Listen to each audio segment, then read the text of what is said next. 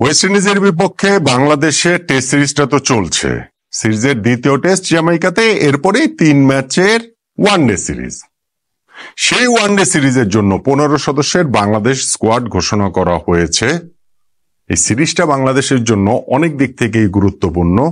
প্রথমত, চ্যাম্পিয়ন্স ট্রফির আগে এইটাই আমাদের শেষ সিরিজের শেষ 3টা ওয়ানডে, এবং দ্বিতীয়ত সাম্প্রতিক সময় ওয়ানডেতে আমাদের রেজাল্ট ভালো না। সর্বশেষ সিরিজ আমরা শুধু আফগানিস্তানের কাছে হেরেছি বলেই নয়, আমাদের স্ট্রংগেস্ট ফরম্যাট যে বলি আমরা ওয়ানডে, সেইখানটাতেও আমাদের ক্রিকেটটা পথ হারিয়ে যাওয়ার দশা। এই অবস্থায় ওয়েস্ট ইন্ডিজের বিপক্ষে ওয়ানডে সিরিজটা আমাদের জন্য ঘুরে দাঁড়ানোর একটা বিশাল উপলক্ষ। কিন্তু যে স্কোয়াডটা ঘোষণা করা হয়েছে সেইটা কি বাংলাদেশ ক্রিকেটের ওয়ানডের ইতিহাসে, ইতিহাস ধরে না ধরলাম, সাম্প্রতিক সময় ধরেন গত 8-10 বছরের মধ্যে সবচেয়ে দুর্বল ওয়ানডে স্কোয়াড কিনা কাগজে কলমে অন্তত পক্ষে, সেই আলোচনাটা দাবি রাখে ওয়ানডে স্কোয়াডটা কেমন হলো তার পাশাপাশি। দেখুন, দুর্বলতম ওয়ানডে স্কোয়াড তো আর আপনি ভাবে বলতে পারবেন না, কিন্তু কাগজে কলমে যখন আপনি হিসাব দেখবেন, এবং আপনি হিসাব দেখবেন যে হচ্ছে গিয়ে এই ওয়ানডে সিরিজ স্কোয়াডে কে কে নাই, সেটা ধরেন আমরা যদি আগে দেখি। নাম্বার 1, সাকিব আল হাসান নেই।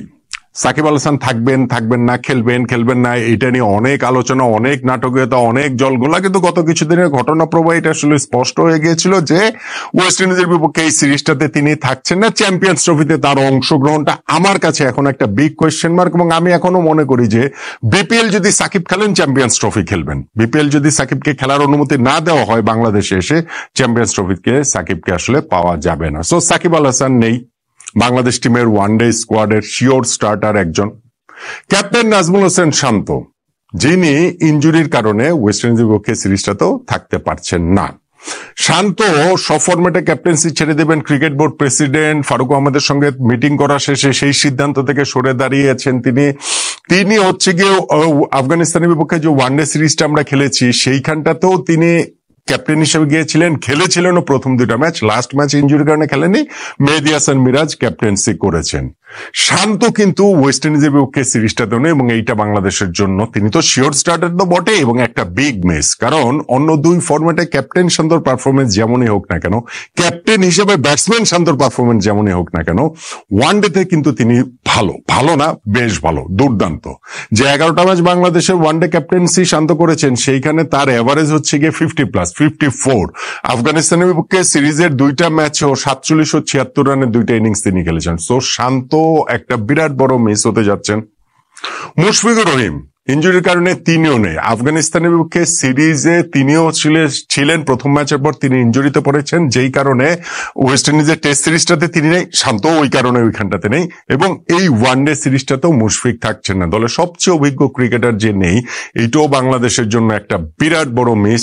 শিওর স্টার্টার মুশফিকুর রহিম, সেটাও তো আমরা আসলে বলতেই পারি। তাওহিদ হৃদয়, তার ফর্মটা খুব ভালো নয়। লাস্ট সিরিজটা আফগানিস্তানের বিপক্ষে 3 ম্যাচে তিনি করেছেন 11-11-7, মাত্র 29 রান। কিন্তু বাংলাদেশের ওয়ানডে স্কোয়াডের মিডল অর্ডারে ওই একটা বাজে সিরিজ যাওয়া সত্ত্বেও কিন্তু হৃদয় একটা ভরসার নাম হয়ে উঠেছিলেন। ফলে তার না থাকাটাও যেমন প্রথম একাদশে নিশ্চিত একজন ক্রিকেটারকে না পাওয়া, একই সঙ্গে হচ্ছে গিয়ে দলটাকে অনেক বেশি মিডল অর্ডারটাকে, স্পেশালি যে স্কোয়াডটা দেওয়া হয়েছে সেখানে মিডল অর্ডারটা দেখলে আপনারা বুঝতে পারবেন অনেকখানি আসলে দুর্বল করে দেওয়া। এইটাও বাংলাদেশের জন্য একটা মিস হতে যাচ্ছে। আরেকজন বড় মিস মুস্তাফিজুর রহমান। সন্তান সমবায় স্ত্রীর পাশে থাকার জন্য ক্রিকেট বোর্ডের কাছে ছুটি চেয়েছেন, তিনি ছুটি পেয়েছেন, যেই কারণে মুস্তাফিজও এই স্কোয়াডটাতে নেই। এখন দেখেন ওয়েস্ট ইন্ডিজের বিপক্ষে এই স্কোয়াডটাতে থাকতে পারতেন, অথচ নেই এইরকম 5 জন ক্রিকেটার, সাকিব আল হাসান, নাজমুল হোসেন শান্ত, মুশফিকুর রহিম, তাওহিদ হৃদয়, মুস্তাফিজুর রহমান। তারা শুধু স্কোয়াড মেম্বার না, তারা 11-এর মেম্বার, এবং হচ্ছে গিয়ে খুবই নির্ভরশীল তারা এই একাদশের হিসাব যখন আমরা করব। এরকম 5 জন যখন না থাকবেন, এমনি আমাদের দলের অবস্থা ভালো না, সঙ্গে এরকম হচ্ছে গিয়ে 11-এর 5 জন ক্রিকেটার ছাড়া স্কোয়াড, তাহলে এটাকে আপনি সাম্প্রতিক সময়ে দুর্বলতম স্কোয়াড বলবেন না। কারণ আমার কাছে মনে হয় যে বাংলাদেশের সত্যি আমি আসলে একটু মেমোরি রিকল করে পেছনে ফিরে যাচ্ছিলাম। 2024 তো আমরা কথা বলছি, ধরেন 2014-15 থেকে 2015 ওয়ার্ল্ড কাপ থেকেও যদি আমরা ধরি, এত দুর্বল ওয়ানডে স্কোয়াড কাগজে কলমে অন্তত পক্ষে আর কখনো ছিল বলে আমার কাছে মনে হয় না। এখন স্কোয়াডটা কেমন হলো, স্কোয়াডটা যদি আমরা দেখি সেই স্কোয়াডের ওই জায়গাটাতে ওইখানটা তো আরো কিছু, এগুলো তো আসলে ফোর্স চেঞ্জ, যে পাঁচটার কথা আমি বললাম, আরো কিছু চেঞ্জের জায়গাও কিন্তু এইখানটাতে এসেছে। ধরেন আমাদের এখানে ওপেনার হিসেবে লিটন দাস কামব্যাক করেছেন। লিটন দাস কামব্যাক করেছেন বলছি এই কারণে, কারণ আফগানিস্তানের বিপক্ষে সিরিজটাতে তিনি ছিলেন না অসুস্থতার কারণে। তার আগে শ্রীলঙ্কার বিপক্ষে যে আমরা সিরিজটা খেলেছিলাম ওয়ান ডেতে, লাস্ট ম্যাচ থেকে কিন্তু তাকে আসলে বাদ দেওয়া হয়েছিল। সো সেই অর্থে লিটন দাসের জন্য এটা আসলে একটা কামব্যাক সিরিজই, ওয়ান ডে ফরম্যাটের কথা যদি আমি বলি। এইখানটাতে আমাদের হচ্ছে গিয়ে পারভেজ হোসেন ইমন, তাকে ওয়ান ডে স্কোয়াডে প্রথমবারের মতো ডাকা হয়েছে। টি-20 যদিও তিনি খেলেছেন, ভারতের বিপক্ষে সিরিজে 3টা ম্যাচই তিনি খেলেছেন, খুব ভালো পারফর্ম তিনি করতে পারেননি, ওয়ান ডে স্কোয়াডে তাকেও ডাকা হয়েছে। সঙ্গে ধরেন আফগানিস্তানের বিপক্ষে সিরিজে যে দুইজন ওপেন করেছেন, সৌম্য সরকার এবং তানজিদ হাসান তামিম, এই দুইজনও স্কোয়াডে রয়েছেন। তাহলে হচ্ছে গিয়ে লিটন, সৌম্য, তানজিদ, পারভেজ ইমন, এই চারজনের মধ্যে আমার মনে হচ্ছে গিয়ে যে টপ 3 আসলে হয়ে যাবে। 1, 2, 3 এই চারজনের মধ্যে 3 জন এইখানটাতে হবে মোটামুটি। যেমনই হোক, এটার হচ্ছে গিয়ে কাগজে কলমে অন্তত পক্ষে এই জায়গায় বিকল্প টিকল্প রয়েছে। মিডল অর্ডারে যদি আপনি ওই জায়গাটা দেখেন, ওইখানটাতে আমার কাছে মনে হয় যে একটা বড় ধরনের গ্যাপ রয়েছে। অবভিয়াসলি সেটা ধরেন সাকিব, তারপর হচ্ছে গিয়ে মুশফিক, হৃদয়, তারা না থাকার কারণে তো ওইটা তো হবেই।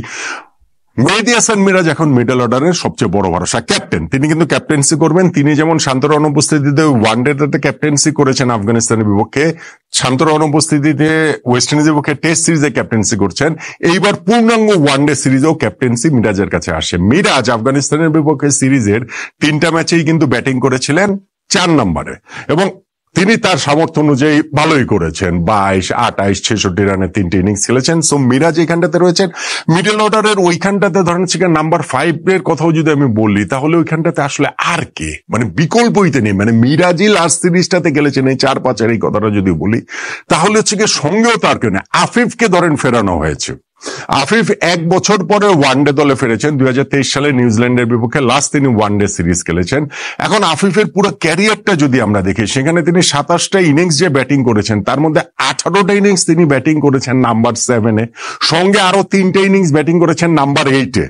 লাস্ট যে ম্যাচটা তিনি খেলেছেন সেটাও নাম্বার 8-এ। সো আপনি যদি ওইভাবে হিসাব করেন যে 27টা ইনিংসের মধ্যে 21টা ইনিংসই যার নাম্বার 7, নাম্বার 8, তাকে কি আসলে মিডল অর্ডারের হিসাবে খেলারও হচ্ছে বা সেই দায়িত্ব কি এবার দেওয়া হচ্ছে আমরা জানি না। মানে ম্যাচ মাঠে গড়ালে সেটা আসলে আমরা বুঝতে পারবো, কিন্তু আফিফের জন্য এটা আসলে একটা বড় সুযোগ। ন্যাশনাল টিমে তিনি এই সুযোগটা এই দফায় কাজে লাগাতে পারেন কিনা সেটা দেখা যাক। আমি আফিফের কথাটা এই জায়গায় বলছি কেন, কারণ আপনি যদি নাম্বার 6-7 এর ওই জায়গাগুলো দেখেন, সেইখানটাতে তো হচ্ছে গিয়ে আপনার মাহমুদুল্লাহ রিয়াদ এবং জাকির আলী অনেক আছেনই।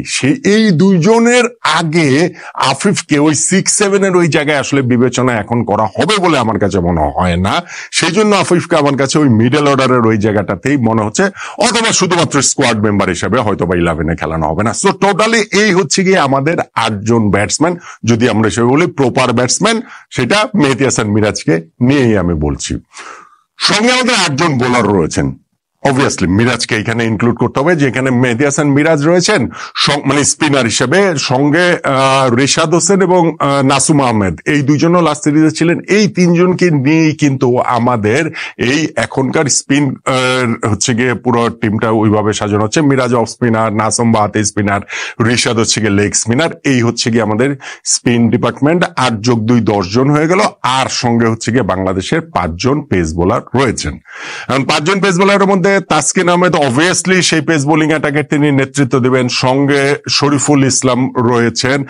এইখানটাতে হচ্ছে গিয়ে তানজিম সাকিবকে, যিনি হচ্ছে গিয়ে গত সিরিজটাতে ইনজুরির কারণে আফগানিস্তানের বিপক্ষে খেলতে পারেননি, তিনি ফিরেছেন দলে, এটা আসলে অবভিয়াস ছিল। হাসান মাহমুদ, তাকে আসলে বিশ্রাম দেওয়া হয়েছিল, তিনিও ফিরেছেন। নাহিদ রানা আছেন এইখানটাতে। নাহিদ রানা কিন্তু একটা ওয়ান ডে ম্যাচে খেলেছেন আফগানিস্তানের বিপক্ষে লাস্ট ম্যাচটা, এবং সেইখানটাতে তিনি যথারীতি তার গতি দিয়েই দৃষ্টি কেড়েছেন আলাদাভাবে। 10 ওভার বোলিং করে 40 রানে 2টো উইকেট পেয়েছেন, ভালো বোলিং তিনি করেছেন। সো তাকেও আসলে এখানটাতে রাখা হয়েছে। সো আপনি যদি বাংলাদেশের এই টোটাল স্কোয়াডটাতে দেখেন, 15 সদস্যের স্কোয়াডটাতে 8 জন ব্যাটসম্যান, 8 জন বোলার, মানে আমি মিরাজকে ওই যে 2-in-1 ধরে আসলে বলছি।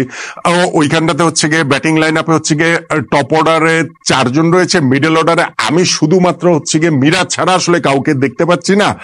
আফিফকে যদি ইনক্লুড না করেন, সঙ্গে হচ্ছে গিয়ে আপনার ওই লেট মিডল অর্ডারে মাহমুদুল্লাহ রিয়াদ, জাকের আলী অনিক ও হচ্ছে গিয়ে আফিফ হোসেন, এই হচ্ছে গিয়ে 8 জন ব্যাটসম্যান। আমাদের স্পিন বোলিং হচ্ছে গিয়ে মিরাজের সঙ্গে রিশাদ ও নাসুম, সঙ্গে হচ্ছে গিয়ে আমাদের 5 জন পেস বোলার। সো আপনি স্কোয়াডের কম্পোজিশন যদি দেখেন সেটা মোটামুটি ঠিক আছে, কিন্তু যেই নামগুলো মিসিং, যেই 5 জন ক্রিকেটার শিওর স্টার্টার যারা একাদশে নিশ্চিতভাবে যারা থাকবেন, ওই রকম 5 জন যখন মিসিং হয়, তখন কিন্তু বাংলাদেশের এই জায়গাটাতে স্কোয়াডটাকে সাম্প্রতিক সময়ের মধ্যে দুর্বলতম ওয়ানডে স্কোয়াড বলেই মনে হচ্ছে। এইখান থেকে ক্রিকেটারদের সামনে ওই ইনসেন্টিভটা থাকবে যে ভালো যদি করতে পারেন তাহলে চ্যাম্পিয়ন্স ট্রফির দলে জায়গা নিশ্চিত হয়ে যাবে, যাদের জায়গাটা এখন পর্যন্ত অনিশ্চিত। সো এই স্কোয়াডটা নিয়ে আমি বলছি সাম্প্রতিক সময় দুর্বলতম স্কোয়াড, সেইটা নিয়ে কি ওয়েস্ট ইন্ডিজের বিপক্ষে খুব ভালো করার প্রত্যাশাটা কি করা যায়? এখন আমরা যদি আশাই না করি তাহলে আর কি বাংলাদেশ ক্রিকেটে যেতে যেতে যেতে যেতে ফুরোতে সবই তো প্রায় চলে যাচ্ছে, সবই প্রায় ফুরিয়ে যাচ্ছে, বাকি থাকছে শুধুমাত্র ওই আশাটুকুনি। ওয়েস্ট ইন্ডিজের বিপক্ষে ওয়ানডে সিরিজেও তাই ভালো করার ওই আশাটুকুনি